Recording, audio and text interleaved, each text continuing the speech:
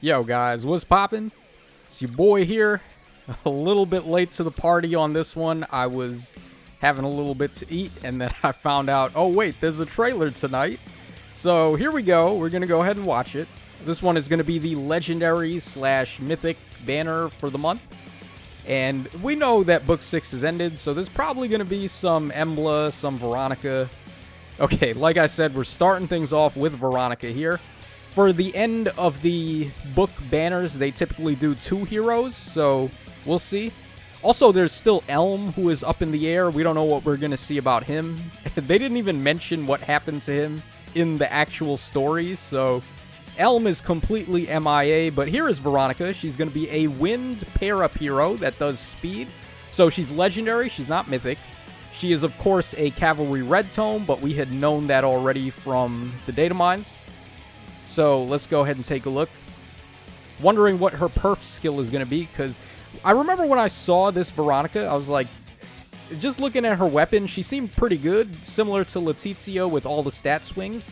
But what would really make her crazy is if she gets some kind of unique passive here. So let's see. All right, we're starting off with Enclosing Dark. 14 might and 2 range, accelerate special trigger. If unit initiates combat or is not adjacent to an ally, grants attack and speed up 6 to unit during combat. So basically, she gets attack and speed solo 3. Neutralizes effects that prevent units' follow-up attacks, and the following effects will occur during combat based on the number of foes in 2 spaces of the target, excluding the target. So we also have half a null follow-up, so the one that's good when you're offensive and you want to hit the foes and break through wary fighter. So if the number of allies or number of foes within 2 spaces of the target foe is 1, inflicts speed and res -4 on the foe.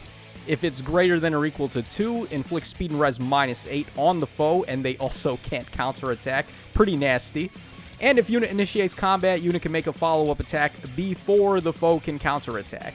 So you're gaining desperation, which is insane. I would say the fire sweep effect is certainly better, so you want to be attacking foes that have 2 enemy allies within 2 spaces of them. So that way you get the fire sweep and you get the maximum debuff. So with the speed and res -8 and the also attack and speed up 6 she's already getting, what is that, like a 14-point stat swing? That's really wild, man. That's some insane power she's going to be packing. But the desperation effect on the final part of her weapon there, it's really just a throw-in the event that the enemies do not have 2 allies in 2 spaces of them to activate. So you're still able to just hit the foes twice in a row. Okay, we have Enclosure here. This is a brand new special. Looks like it's probably going to be unique to her, and it's a 2-hit special. Very good, considering she has -1 special trigger. Boosts special damage by 25% of units' attack. If special triggers, neutralizes reduced damage by X% effects from non-special skills. Neutralizes effects that inflict special cooldown charge -X on unit during combat. Oh boy. So we got here Nullify Guard, we got Nullify damage reduction except from specials, and then boost damage by 25% of attack. Yeah, this was the missing link. This is exactly what she needed. This is the first mage, by the way, that has a damage reduction special nullification. So this is going to be really good. She's going to be awesome on defense teams and just on offense teams alike. She's going to be really good in summoner duels with something like this. So definitely a unit to watch out for. If this happens to be inheritable, by the way, that's going to be ridiculous. But I'm hoping it's not. I think this is most likely a perf special that's only for her. All right, we got Attack and Speed Catch 4. We got Speed and Res Far Trace 3. And then Panic Smoke 4. Okay. After combat, inflicts all stats -3 and Panic on the target and foes in 2 spaces of the target through the next actions. And grants foe penalty doubler to unit and allies in cardinal directions. Hello, penalty doubler, what are you? Inflicts penalty on the foes all stats during combat equal to any current penalty on each of those stats through their next actions. Wow. Calculates each stat penalty independently. That's raw. That's raw. Just by default, it's doing -6 to all the enemies, basically, because it already does -3. And then you inflict Panic, too. So if they've got bonus doubler, then you're just giving them a big middle finger. A bonus doubler kind of became meta again with the new Elliewood remix, but He also gives Nullify Panic, though, so a little unfortunate that Panic doesn't work against that. Penalty Doubler doing something against, like, Null Panic would have been the firest thing ever, but that would have also made, like, Nullify Panic completely pointless. Still very good. Looking like a good C skill. Alright, so here is her attack animation. Really awesome. I love how she's floating, too. Like, floating above the horse. Alright, we got Xander there to back her up. A shame that they couldn't pair her up with Zacharias. Can we get an F for Zacharias, man? That poor guy. He did, like, absolutely nothing. Man showed up in the first chapter like, look at me, I'm the ab boy. And then when it's finally time for us to give him some justice, he just dies. Okay, we got here Mommy Embla. Okay. So, God of Closure. So, we're getting 2 units, like we thought, on this banner. Embla is going to be a Darkness defensive Mythic. So, we got 1 Legendary, 1 Mythic. Are they going to go for the hat trick? Are they going to put Elm on this banner as well? Or are they just going to be like, okay, no one gives a damn about Elm, forget him? Either way, she is going to be granting the defense. Is that defense or res? I think this is res. So she grants +5 res to all her allies on Darkness defense teams. She's a red beast, flyer type, like we already knew. Her transformation, by the way, is awesome. One of my favorite transformations in the game. They really gave these OCs some sick-looking transformations. Here are his stats, by the way. So we got 41 HP, we got 59 attack, including the weapon. We got 44 speed, 31 defense, and then 24 res. So basically, mostly attack and speed, some solid defense, and then res is a little bit low. What you would come to expect. Alright, hopefully she's got some good passives, though. Alright, what do we got here? Enclosing Claw, 14 might and 1 range, accelerate special trigger. At the start of combat, if unit's HP is over 25%, grants all stats of 5 to unit during combat, inflicts a penalty on the foe's attack speed and defense during combat, equal to the number of foes in 3 columns or 3 rows centered on the unit times 3, with a maximum of 9. That's a very easy condition, by the way, in Summoner Duels and in, like, Aether Raids and stuff. So you can assume, for the most part, this is just going to be -9 to attack speed and defense on the enemy, coupled with all stats of 5 and -1 special trigger. Also neutralizes effects that inflict special cooldown charge -X on unit, so she has Nullify Guard. And also, if the number of foes in 3 columns or 3 rows centered on unit is greater than or equal to 2, neutralizes effects that guarantee foes follow-up attacks, and inflict special cooldown charge -1 on the foe per attack during combat. So now she's inflicting guard also, and then she has half a null follow-up there. The one that gives her more defense, like it's stopping them from doing guaranteed follow-ups. A little weird, she wouldn't have the other one that's more player phase oriented, but I mean, sure. Okay, only the highest value, yeah, that's guard there. At the start of turn, if units adjacent, okay, she gets the flyer type beast transformation effect, pretty much. So if she transforms, she gains +1 movement and attack up 2. Very good. I mean, 3 mobility on a unit that's this scary as a brawler. Going to be pretty sick. We got Draconic Aura. We got attack and speed clash 4. Beast agility 3. Okay. Removes the condition to transform. What is this? Form shift? If unit's speed is better than the foe speed, neutralizes effects that prevent units' follow-up attacks during combat. Yeah, there we go. That's what I'm talking about. So, this is what she wanted. This was what was missing from her when I first saw this weapon. Now she has full-on null follow-up. When you combine this with the weapon, and then just beast agility, giving this to your other beast units, presumably, is going to be really sick. Removes the condition to transform. There's a lot of units that are going to enjoy that. Okay, and a unique C skill, we have here Severance. So, at the start of the turn, inflicts Undefended and Feud on foes in 3 columns or 3 rows centered on unit.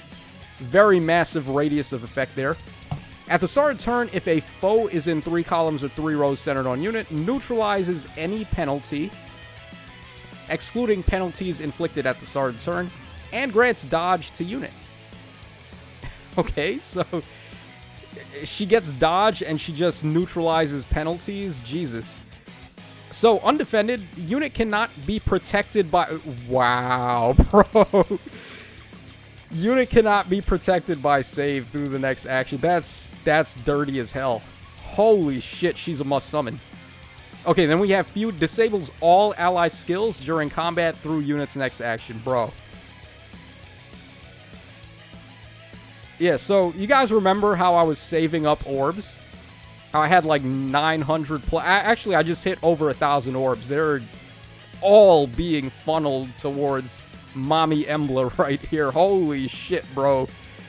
So I completely read Feud and I forgot what it did because I'm just so flabbergasted by Undefended. Feud says disables all ally skills, excluding units during combat through the next... What the hell, man? Disables all... I read that as Impenetrable Dark for a second. My bad. Disables all ally skills during combat. Okay. No, wait. It is actually. Because you're inflicting that on the foes. So you're inflicting Feud on them. They're not going to be able to use ally support skills like Joint Drive Attack and Cross Spur and like things like that. Yes. Severance. Very aptly named. Very powerful C skill. She's... Did I say she was a must summon? Yeah, she's a must summon. You must get this unit. If you care about competition in this game, if you're competitive, you care about Aether Raids, you care about Summoner Duels, you gotta have Severance. It's just the new thing now. Alright, so dual red, no Elm, RIP Elm. Let's see who else is on this banner.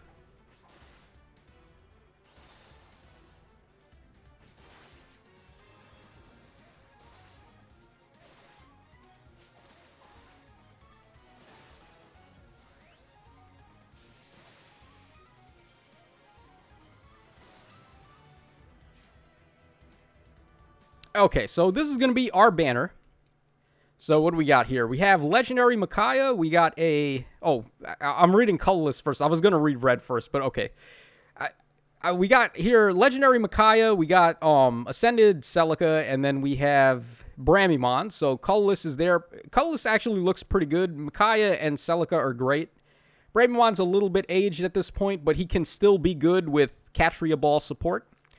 All right, what else we got? Red, we'll do red next. So we have, of course, Veronica and Embla, both very good units. And then they're accompanied by Nana, who is also another really good unit. So red is incredibly stacked here. Yeah, I'm probably going to snipe red on this banner. I could use Nana. For sure, I could use Nana. And then, like, these two as well. Yes. Yes, please. Okay, then on green, we've got Ymir, we've got Dagger, and then we have also Hell. Hell's not necessarily the best defensive mythic, but Ymir's really good. Like, actually, Ymir is kind of underrated how good she is. And then Dagger's really good just for Pathfinder. That's always going to be a useful thing to have. So, green is not bad, but Hell does bring it down a little. And then finally on blue, we've got Seiros. We have Legendary Wylia, and then we have Legendary Kata. So, blue's okay. Kata and... Wylia. Kata and Deirdre are pretty good. Seiros is a little bit old. She's still okay. She's in the same boat as Bramimon, where she's kind of aged a little bit at this point, but she can still hold her own. So, red absolutely in first place. I would say followed by colorless, then probably blue, and then green. Would I have blue above green? Yeah, I guess I would have blue above green, because... This Deirdre is actually pretty nutty with the miracle effect.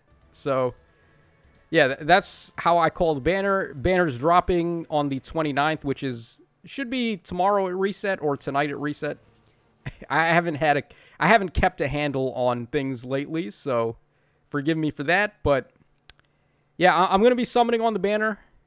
Not sure if I'm getting the Fey Pass to get an extra spark. I probably should. If I'm going to definitely go for a spark here, Am I going to go all in? I don't know if I'm going to spend all of my 1,000 orbs, but I do want to get at least one copy of Embla. I wouldn't mind at all getting Nana and Veronica too, so there is definitely that. Let me know in the comments section down below what you guys think of the banner, by the way. Are you going to be summoning? What are your thoughts on Severance, by the way? Nullifying save skills and just inflicting impenetrable dark on all the enemies. That's so insane. In such a massive radius of effect, too. 3 columns and 3 rows. That's so wild. So that's going to wrap up this video, guys. Let me know in the comments what you think. And I will catch you guys again in the next one.